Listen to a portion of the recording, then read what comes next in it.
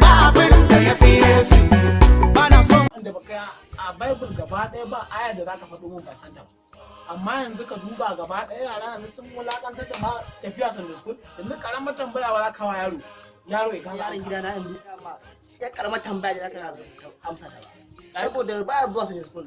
In yace baya mai da hankali. Yaron naka ma? Yi. Ka ji abu dalilin da yasa duk matsala ce wannan.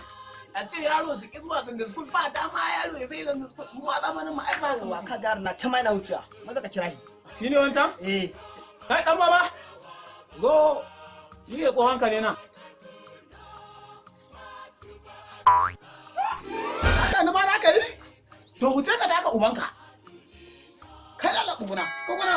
Marasa tarbiyya marasa abun nan. Ana maku magana kuna ganin kamar tsannar ku ake yi.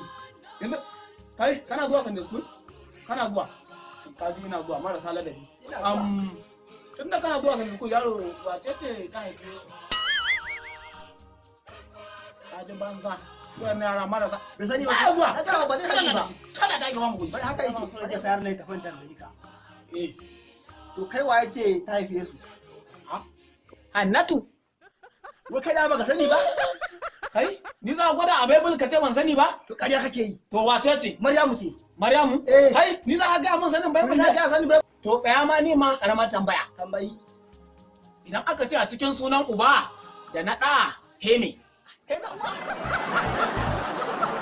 An ce a cikin wani uba da ɗa.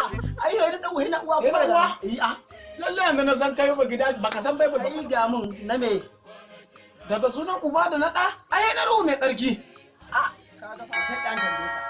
Eh, Yi mun addu'a da ya sai kuma ya koya almajiransa. addu'a da ya sai ko almajiransa? Eh. Addu'a da tun ina yaro nake yi kuma ita ce zaka ce ma?